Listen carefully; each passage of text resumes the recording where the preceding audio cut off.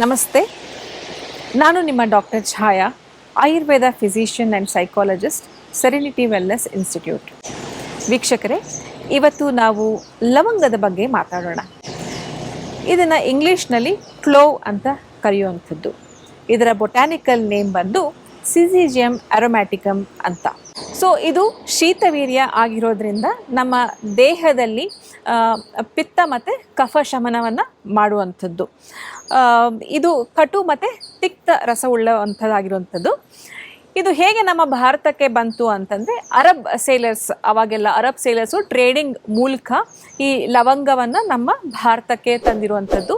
ಇದು ನಮ್ಮ ತಮಿಳುನಾಡು ಮತ್ತು ಕೇರಳದಲ್ಲಿ ಕಲ್ಟಿವೇಷನ್ ಮಾಡ್ತಾರೆ. ಇಡೀ ಪ್ರಪಂಚದಲ್ಲಿ 60% ಆಫ್ ಪ್ರೊಡಕ್ಷನ್ಸ್ ಬಂದು ಇದು ಮೊರಿಷಿಯಸ್ಸು, ಸಿಂಗಾಪುರು, ಥೈಲ್ಯಾಂಡು, ಇಲ್ಲೆಲ್ಲ ಒಂದು 60% ಆಫ್ ಕಲ್ಟಿವೇಷನ್ನು ಲವಂಗ ಮರಗಳದನ್ನು ಮಾಡ್ತಾರೆ. ಇದು ಎಷ್ಟು ನಾವು ಡೋಸೇಜ್ ತೊಗೋಬೇಕು, ಲವಂಗನ ಹೇಗೆ ನಾವು ಸೇವನೆ ಮಾಡಬೇಕು ಅಂತ ನೋಡಿದ್ರೆ, ಲವಂಗದ ಚೂರ್ಣ ಆದರೆ 1 to 2 grams ಪರ್ ಡೇ ತೊಗೊಳ್ಳುವಂಥದ್ದು. ಇನ್ನು ಲವಂಗದ ಡ್ರಾಪ್ಸ್ ಕೂಡ ಬರುತ್ತೆ, ಅದನ್ನು ಕೂಡ ನೀವು 1 to 2 drops ಮಾತ್ರ ತೊಗೊಳ್ಳುವಂಥದ್ದು. ಇನ್ನು ಪ್ರಾಪರ್ ಕ್ಲೋವ್, ಒಂದು ಹೋಲ್ ಲವಂಗನೇ ನೀವು ತೊಗೊಳ್ತೀರಿ ಅಂತ ಅಂದರೆ 2 to 3 ಕ್ಲೋವ್ಸ್ ಮಾತ್ರ ಸೇವನೆ ಮಾಡುವಂಥದ್ದು. ಹೆಚ್ಚಾಗಿ ಸೇವನೆ ಮಾಡಿದ್ರೆ ನಿಮಗೆ ಗೊತ್ತಿರೋ ಹಾಗೆ ಅದರದ್ದೇ ಆದಂತಹ ಒಂದು ಸೈಡ್ ಎಫೆಕ್ಟ್ಸು ಇರುವಂಥದ್ದು. ಇನ್ನು ಪೂರ್ತಿ ಲವಂಗವನ್ನೇ ಸೇವನೆ ಮಾಡ್ತೀನಿ ಅಥವಾ ಒಂದು ಕ್ಲೋವ್ನ ಸೇವನೆ ಮಾಡ್ತೀನಿ ಅಂದರೆ 2 to 3 ಕ್ಲೋವ್ಸ್ ಪರ್ ಡೇ ಸೇವನೆ ಮಾಡಿದ್ರೆ ದೇಹಕ್ಕೆ ಬಹಳ ಹಿತಕರವಾಗುವಂಥದ್ದು. ಇನ್ನು ಹೆಚ್ಚಿಗೆ ನೀವೇನಾದರೂ ಸೇವನೆ ಮಾಡಿದ್ರೆ ಅದರದ್ದೇ ಆದಂತಹ ಒಂದು ಸೈಡ್ ಎಫೆಕ್ಟ್ಸು ಕಾಣ್ತಾ ಹೋಗುತ್ತೆ. ಈ ಲವಂಗಕ್ಕೆ ಸಂಸ್ಕೃತದಲ್ಲಿ ಬೇರೆ ಬೇರೆ ಹೆಸರುಗಳನ್ನು ಹೇಳ್ತಾ ಹೋಗ್ತಾರೆ. ಮೊದಲನೇದಾಗಿ ದೇವಕುಸುಮ ಅಂದರೆ ದೇವರಿಗೆ ಒಂದು ಪೂಜೆ ಮಾಡಲಿಕ್ಕೆ ಇಡುವಂತಹ ಒಂದು ಹೂವು ಅಂತ ಹೇಳುವಂಥದ್ದು. ಚಂದನ ಪುಷ್ಪಕ ಅಂದರೆ ಇದು ಸ್ಯಾಂಡಲ್ವುಡ್ ಅಥವಾ ಗಂಧದಂತಹ ಒಂದು ಸ್ಮೆಲ್ ಬರುವಂಥದ್ದು. ವಾರಿಜ ಅಂದರೆ ಇದು ಬೇಸಿಕಲಿ ಐಲ್ಯಾಂಡ್ಸಲ್ಲಿ ಇರುವಂಥದ್ದು. ನಾನು ಹೇಳಿದೆ, ಇದು ಬೇಸಿಕಲಿ ಮೊರಿಷಿಯಸ್ಸು, ಸಿಂಗಾಪುರು ಅಲ್ಲಿ ಕಲ್ಟಿವೇಷನ್ ಮಾಡುವಂಥದ್ದು. ವಾರಿಜ ಅಂತ ಒಂದು ಹೆಸರೇ ಇದರಲ್ಲಿ ಇರುವಂಥದ್ದು.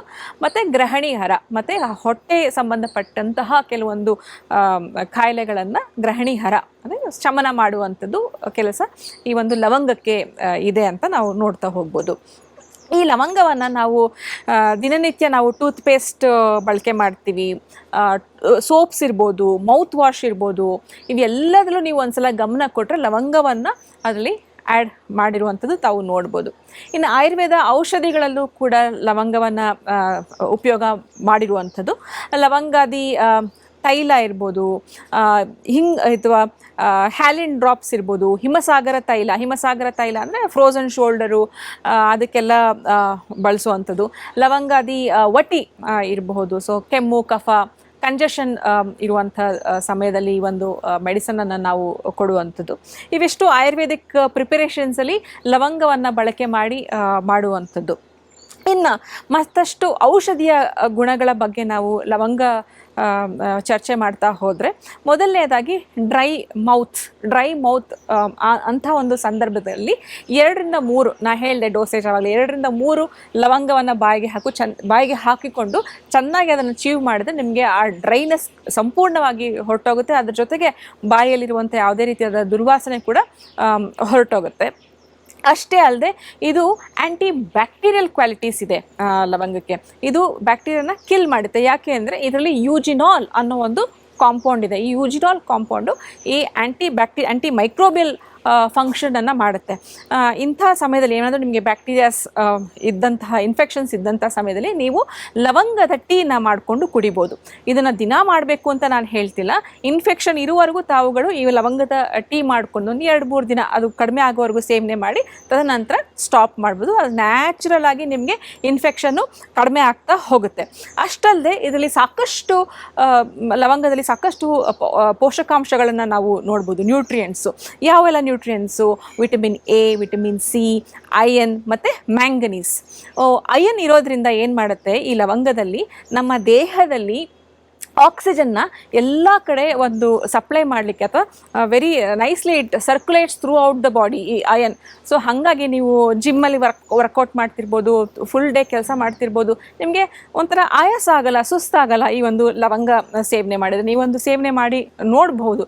ಡೀಪ್ ಬ್ರೀತಿಂಗು, ಅಯ್ಯಪ್ಪ ನಂಗೆ ಆಗ್ತಿಲ್ಲ ಆ ಥರ ಒಂದು ಸುಸ್ತು ನಿಮಗೆ ಆಗಲ್ಲ. ಬಿಕಾಸ್ ಇದರಲ್ಲಿರುವಂತಹ ಒಂದು ಅಯನ್ ಏನಿದೆ ಆಕ್ಸಿಜನ್ನ ಚೆನ್ನಾಗಿ ಪೂರ್ತಿ ದೇಹಕ್ಕೆ ಒಂದು ಸರ್ಕ್ಯುಲೇಷನ್ ಚೆನ್ನಾಗಿ ಇಂಪ್ರೂವ್ ಮಾಡುತ್ತೆ. ಮತ್ತು ಮ್ಯಾಂಗನೀಸ್ ಇದರಲ್ಲಿ ಇರೋದ್ರಿಂದ ಕಾರ್ಬೋಹೈಡ್ರೇಟ್ಸು, ಪ್ರೋಟೀನ್ಸು ಎಲ್ಲ ಚೆನ್ನಾಗಿ ಅಬ್ಸಾರ್ಪ್ಷನ್ ಮಾಡ್ಕೊಳ್ಳೋಕ್ಕೆ ಬಹಳ ಒಂದು ಸಹಾಯಕಾರಿಯಾಗುತ್ತೆ ಅಂತ ನಾನು ಹೇಳ್ತೀನಿ. ಅಷ್ಟೇ ಅಲ್ಲದೆ ಇದರಲ್ಲಿ very high in antioxidant quercetin ಮತ್ತು ಕೆಂಫೆರಾಲ್ ಅಂತ ಆ್ಯಂಟಿ ಆಕ್ಸಿಡೆಂಟ್ಸ್ ಇದೆ. ಅದ್ರ ಜೊತೆಗೆ ಪಾಲಿಫಿನಾಲ್ಸ್ ಏನು ಮಾಡುತ್ತೆ, ಒಂದು ಸ್ಟಡಿ ಮಾಡಿದ್ದಾರೆ ರ್ಯಾಟ್ಸ್ ಅಥವಾ ಇಲಿಗಳ ಮೇಲೆ. ಟ್ಯೂಮರ್ ಗ್ರೋತ್ ಸ್ಟಾಪ್ ಆಗೋದು ಕೂಡ ಒಂದು ಇಲಿಗಳಲ್ಲಿ ಅಥವಾ ಮೈಸಲ್ಲಿ ನೋಡಿರುವಂಥದ್ದು. Because it has polyphenols, specifically eugenol ಅನ್ನೋ ಕಾಂಪೌಂಡಿಂದ ಒಂದು ಟ್ಯೂಮರ್ ಗ್ರೋತ್ ಕೂಡ ಸ್ಟಾಪ್ ಆಗಿರೋದನ್ನು ನಾವು ಇದರಲ್ಲಿ ನೋಡ್ಬೋದು. ಇಷ್ಟೇ ಅಲ್ಲದೆ ಬಹಳ ಒಂದು ಖುಷಿಕರವಾದ ವಿಷಯ ಅಂದರೆ ಇದು ಬ್ಲಡ್ ಶುಗರ್ ಲೆವೆಲ್ಸ್ ಏನಿದೆ ಅದನ್ನು ಚೆನ್ನಾಗಿ ರೆಗ್ಯುಲೇಟ್ ಮಾಡುತ್ತೆ. ಒಂದು ಸ್ಟಡಿ ಇದರಲ್ಲಿ ಮಾಡಿದ್ದಾರೆ. 1 ಗ್ರಾಮ್ ಲವಂಗವನ್ನು ಸರಿಸುಮಾರು 8 ವಾರ ತಗೊಳ್ಬೇಕಾಗತ್ತೆ. 8 ವಾರ ತಗೊಂಡಾಗ 56% ಅಷ್ಟು ಶುಗರ್ ಲೆವೆಲ್ಸು ಕಡಿಮೆ ಆಗಿದೆ. ಇದು ಇನ್ನೊಂದು ಸ್ಟಡಿ, ನಾನು ಆವಾಗಲೇ ಹೇಳಿದೆ ಟ್ಯೂಮರ್ ಗ್ರೋತ್ ಅಥವಾ ಕ್ಯಾನ್ಸರ್ಸ್ ಗ್ರೋತು ಒಂದು ಸ್ಟಡಿ ಆಯಿತು ಪಾಲಿಫಿನಾಲ್ಸ್ ಯೂಜಿನಾಲ್ ಕಾಂಪೌಂಡಿಂದ. ಇನ್ನೊಂದು ಸ್ಟಡಿ ಶುಗರ್ ಲೆವೆಲ್ಸು ಕಡಿಮೆ ಆಯಿತು. 1 ಗ್ರಾಮ್ ಲವಂಗವನ್ನು ದಿನನಿತ್ಯ 8 ವಾರ ತಗೊಂಡಾಗ 56% ಅಷ್ಟು ಶುಗರ್ ಲೆವೆಲ್ಲು ಕಡಿಮೆ ಆಯಿತು. ಇದ್ರ ಜೊತೆಗೆ ಇನ್ನೊಂದು ಸ್ಟಡಿನಲ್ಲಿ, ಥರ್ಡ್ ಸ್ಟಡಿ, ಟ್ರೈಗ್ಲಿಸರೈಡ್ಸು ಕೂಡ 30% ಕಡಿಮೆ ಆಯಿತು. ಈ ಲವಂಗದ 30% ಹೆಂಗೆ ಕಡಿಮೆ ಆಯಿತು, 3 ಮಂತ್ಸ್ ಡ್ಯೂರೇಷನ್ ತೊಗೊಂಡಾಗ ಕ್ರಮೇಣವಾಗಿ HDL ಅಥವಾ ಕೆಟ್ಟ ಕೊಲೆಸ್ಟ್ರಾಲ್ ಕೂಡ ಕಡಿಮೆ ಆಗ್ತಾ ಹೋಗುತ್ತೆ. ಹೆಚ್ಚಾಗಿ ಇದು ಕ್ಯಾನ್ಸರ್ಗೆ ಬಹಳಷ್ಟು ರಿಸರ್ಚ್ ಮಾಡಿದ್ದಾರೆ. ಯಾಕೆಂದರೆ ಇದರಲ್ಲಿ ಫಿನಾಲ್ಸ್ ಇರೋದ್ರಿಂದ it helps us to protect ours from the cancer. ನಮಗೆ ಕ್ಯಾನ್ಸರ್ ಬರದೇ ಇರೋ ರೀತಿಯಾಗಿ ಈ ಲವಂಗ ದಿನನಿತ್ಯ ನಾವು ಸೇವನೆ ಮಾಡಿದ್ರೆ ನಮಗೆ ಕ್ಯಾನ್ಸರೇ ಹತ್ತಿರ ಬರೋದಿಲ್ಲ ಅಲ್ವಾ. ಯೂಸೋಫಿಜಿಯಲ್ ಕ್ಯಾನ್ಸರ್ ಇರ್ಬೋದು, ದಿನನಿತ್ಯ ಯಾರು ಲವಂಗ ಸೇವನೆ ಮಾಡ್ತೀರೋ ಹೊಟ್ಟೆ ಕ್ಯಾನ್ಸರು ಇದು ಬರದೇ ಇರೋದನ್ನು ನಾವು ನೋಡ್ತಾ ಹೋಗ್ಬೋದು. ಲವಂಗದ ಒಂದು ಬಹಳ ಮಹತ್ವವಾದ ಒಂದು ಔಷಧೀಯ ಗುಣಗಳನ್ನು ನಾವು ಇವತ್ತು ನೋಡಿದ್ವಿ. ನೀವೆಲ್ಲರೂ ಮನೆಯಲ್ಲಿ ಇದರ ಮಹತ್ವವನ್ನು ತಿಳಿದುಕೊಂಡು ಬಳಸ್ತೀರಾ ಅಂತ ನಾನು ಭಾವಿಸ್ತೀನಿ. ಇನ್ನು ಮುಂದಿನ ಸಂಚಿಕೆಯಲ್ಲಿ ಮತ್ತೊಂದು ಹೊಸ ಪದಾರ್ಥದ ಬಗ್ಗೆ ನಾವು ಮಾತಾಡೋಣ. ಅಲ್ಲಿವರೆಗೂ ನಮಸ್ಕಾರ.